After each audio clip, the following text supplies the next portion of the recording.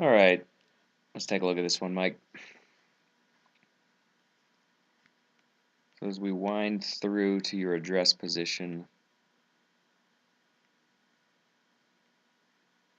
here's a good example of how I think that you feel like you're lined up straight when you're really not. This is actually where you're aiming. Okay, your target line is set up by the tips of your two toes. And if we look at that, we don't see that same line mirrored between your left shoulder and your right shoulder. I can't see your left shoulder. So your shoulders are actually pointed that way.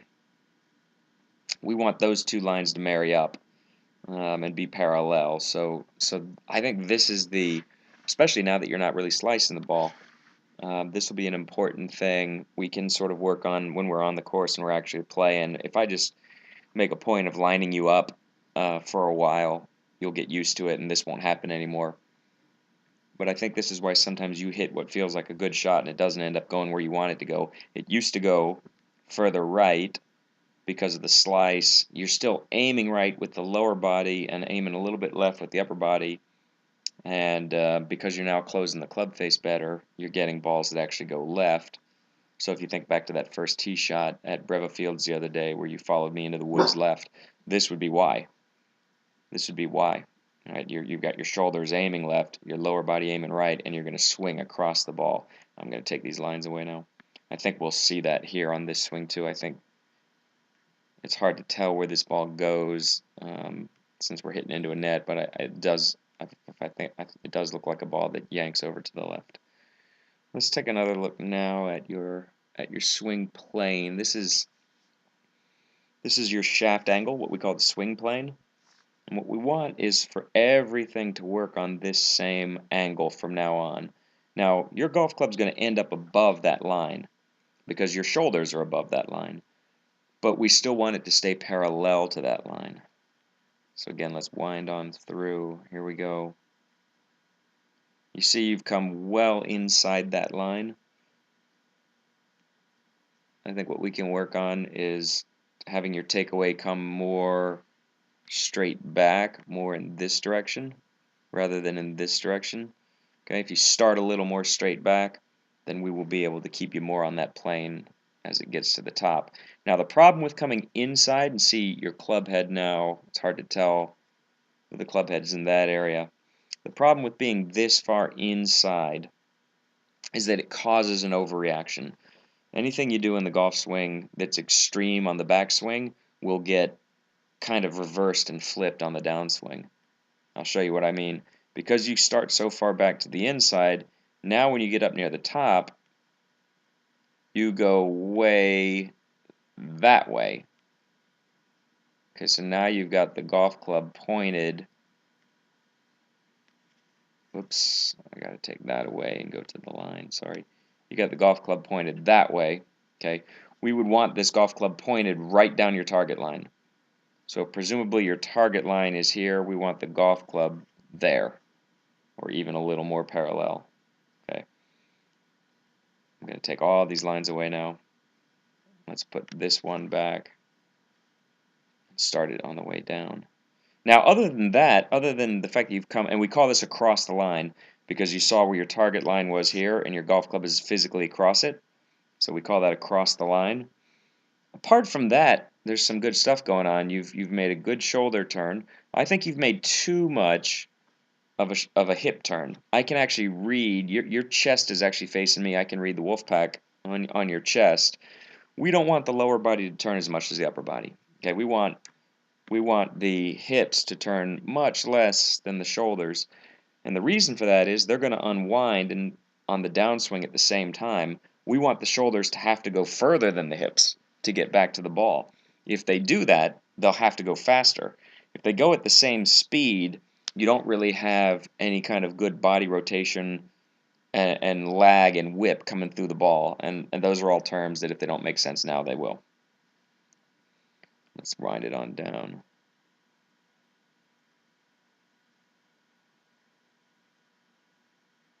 Okay. You're getting the golf club back into a pretty good position here. It looks like The head is in this area here. And of course, it's kind of hard to see, but now if you look very closely, we can see that the head of your golf club is here, and it's gotten a little bit outside of the ball, a little bit to the right side of the ball. I'm going to take that circle away so you can see it.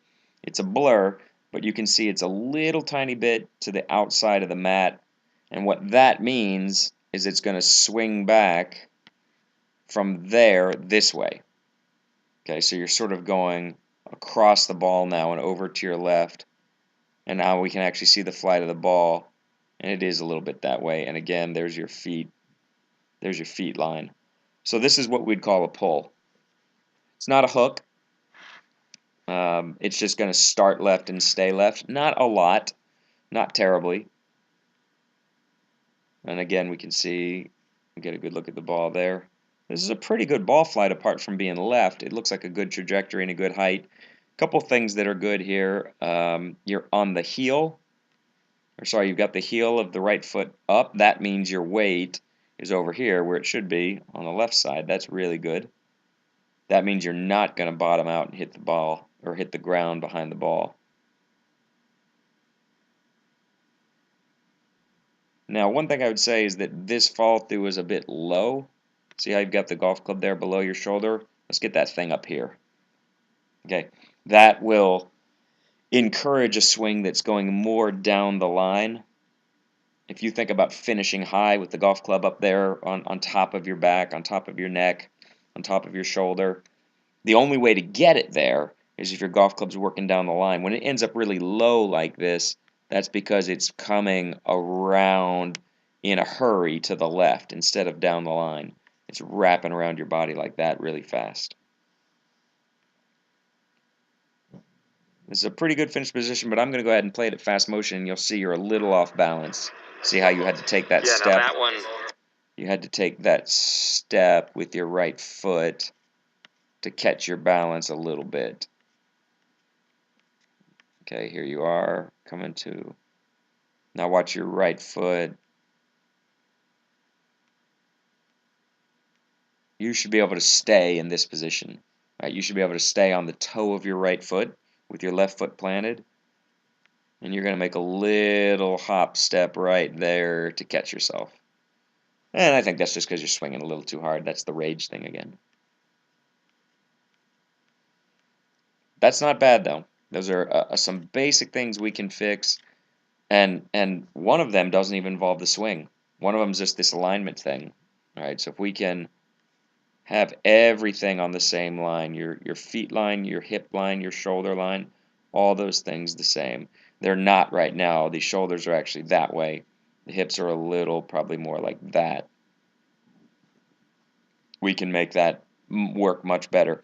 If you're lined up right at your target, this would be a perfect alignment if your target was right here. But I don't think it is. I think you're looking over here. Okay, this is the back wall. I don't think you'd be looking over here at the side wall, but this is where you're lined up. Okay, so we'll work on that. And you know, the motion itself keeps getting better and better. The feet are still probably too far apart. The problem with that is it means you don't have much time to transfer weight from the right foot to the left foot.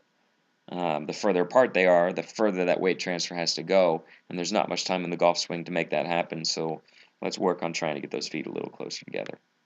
All right. Otherwise, pretty good. Great progress.